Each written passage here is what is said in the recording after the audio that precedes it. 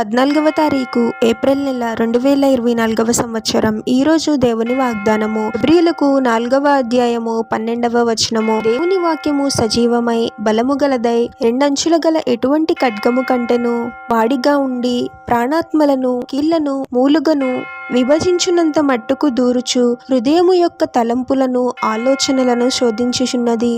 సహోదరి సహోదరులారా, దేవుని వాక్యము ఎంతో శక్తివంతమైనది, సజీవమైనది. మన పరిస్థితిని బట్టి ప్రభువు తన వాక్యము ద్వారా ఎంతో ఖచ్చితముగా మాట్లాడుతాడు. బాధలలో ఉన్నప్పుడు ఆ వాక్యము మనల్ని ఆదరిస్తుంది. మనం ఏదైనా తప్పు చేస్తూ ఉన్నప్పుడు ఆ వాక్యము గద్దిస్తుంది. ఒక మనిషి దేవునికి ఇష్టకరమైన జీవితాన్ని జీవించడానికి వాక్యము ఎంతో సహాయపడుతుంది. మన మార్గములను సరళము చేస్తుంది. మన జీవితాలను చీకటిలో నుండి వెలుగులోనికి నడిపిస్తుంది. మన హృదయ అంతరంగములను పరిశోధిస్తుంది.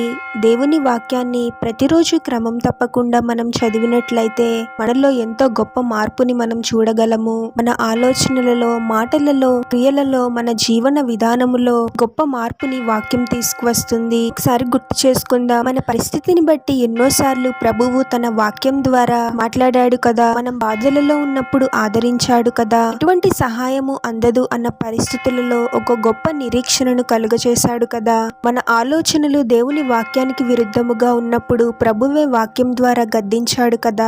సమయాన్ని బట్టి ప్రభువు వాక్యం ద్వారా మనతో మాట్లాడుతూ ఉంటాడు. అంత బలమైనది దేవుని వాక్యము. అటువంటి వాక్యాన్ని మనం ప్రతిరోజు ధ్యానిస్తున్నామా అనేది మనల్ని మనం ప్రశ్నించుకోవాలి. నేను ఎంతో ప్రార్థిస్తున్నాను, ప్రార్థన ఉంటే సరిపోతుంది అని ఎప్పుడు అనుకోకూడదు. ఒక మనిషి జీవితానికి ప్రార్థన, దేవుని వాక్యము రెండు ఎంతో ముఖ్యమైనవి. వాక్యము మనల్ని సరిచేస్తే ప్రార్థన మనల్ని దేవునికి దగ్గరకు చేస్తుంది. దేవుని వాక్యానికి మనం ఎంతో ప్రాముఖ్యత ఇవ్వాలి. కాబట్టి ప్రతిదినము దేవుని వాక్యాన్ని ధ్యానించడం ఒక అలవాటుగా మనకు ఉండాలి. కేవలం వాక్యాన్ని ధ్యానించడమే కాదు, వాక్యానుసారముగా మన జీవన విధానం ఉండాలి. ప్రార్థన. పరిశుద్ధులుగా యేసుక్రీస్తు ప్రభువా, మీ పరిశుద్ధమైన పాదాలకు వేలాది వందనాలు, స్తుతులు, స్తోత్రాలు చెల్లించుకుంటున్నాము తండ్రి. మరొక నూతన దినములోనికి మమ్మల్ని క్షేమంగా ప్రవేశింపచేసిన దేవా మీకే స్తోత్రం ప్రభువా. ఎన్నో కృంగిన పరిస్థితులలో మీరే మీ వాక్యం ద్వారా మమ్మల్ని ఆదరించారు తండ్రి. ఎన్నో దుఃఖకరమైన పరిస్థితులలో మీ వాక్యము ద్వారా మమ్మల్ని సంతోషపరిచారు ప్రభువా. మా పరిస్థితికి తగ్గట్టుగా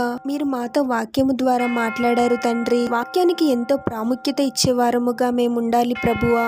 అది మీ మాటగా మేము భావించాలి తండ్రి. ప్రతిదినము వాక్యాన్ని ధ్యానించే వారముగా మమ్మల్ని దీవించండి ప్రభువా. వాక్యము ద్వారా మీరే మాతో మాట్లాడి మమ్మల్ని సరిచేయండి తండ్రి. కేవలము వాక్యాన్ని ధ్యానించడమే కాదు తండ్రి, మా ఆలోచనలు, మాటలు, క్రియలు వాక్య ప్రకారము ఉండేలాగున దీవించమని ఈ ప్రార్థనలో ఏకీభవిస్తున్న ప్రతి ఒక్కరిని పేరు పేరున దీవించి ఆశీర్వదించి అభిషేకించమని, వారు చేసే ప్రతి పనిలో మీరే వారికి తోడుగా ఉండి వారిని అన్ని కీడుల నుండి, అపాయాల నుండి మీరే వారిని రక్షించమని ఈ మా మనవులన్నీ యేసుక్రీస్తు వారి పరిశుద్ధ నామంలో అడిగి వేడుకొనుచున్నాము తండ్రి. ఆమెన్.